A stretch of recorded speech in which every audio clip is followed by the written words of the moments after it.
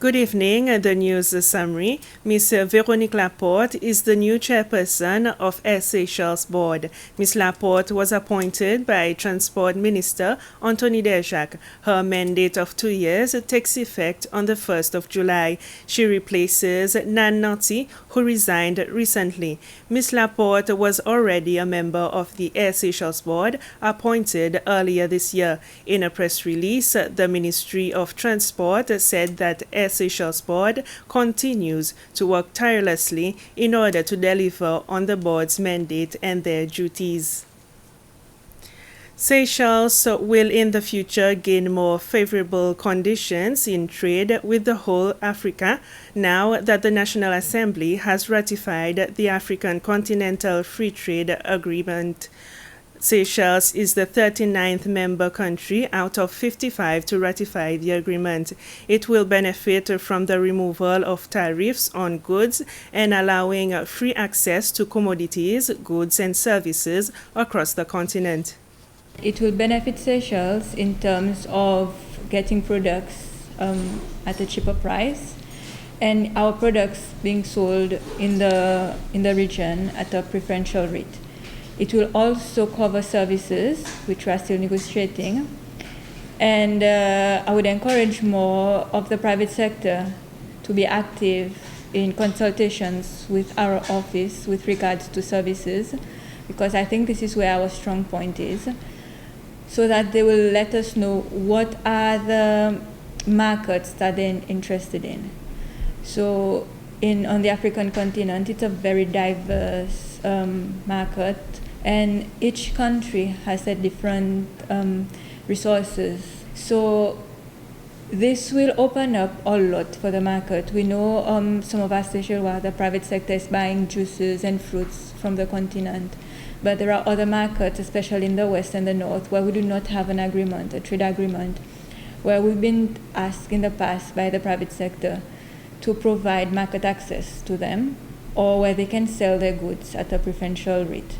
Because some of these countries have high customs duties, but once we negotiate, we might get 0% on these products.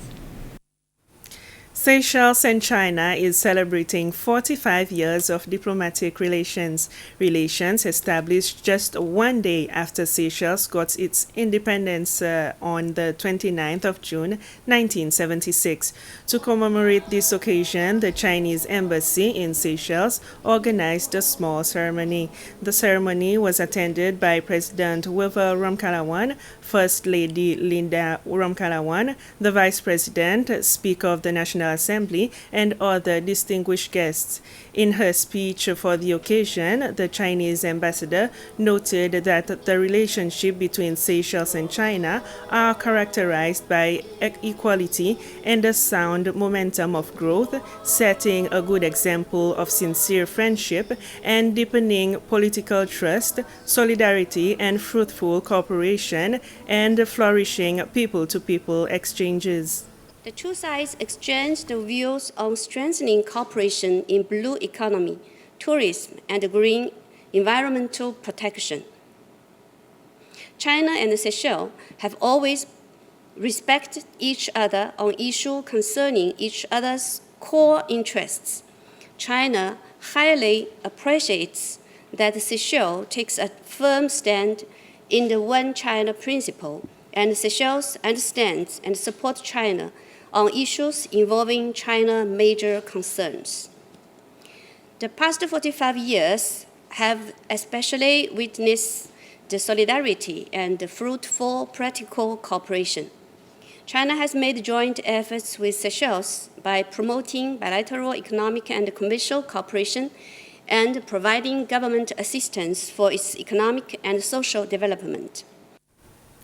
Seychelles joins the rest of the world today to observe the International Day Against Drug Abuse and Illicit Trafficking. This year's international theme is Share Facts on Drugs and Save Lives, which aims at combating misinformation and promoting facts against drugs. CARE, a national campaign to raise awareness on the dangers of drugs and build children's resilience against the deadly scourge, says their prevention theme for the next 2 years is Écoute la voix des enfants, which highlights the importance of listening to children as a crucial tool for prevention and as the first step in protecting children against drugs. This theme also emphasizes the fact that we all have a role to play in the protection of children and prevention. CARE says despite the numerous challenges that our country and the world are facing, we must not lose track that together we can pursue more effective prevention and protection measures so that our children may live healthy lifestyles and in strength and resilience. And that's it for the news summary. We'll be back at 8. Bye-bye for now.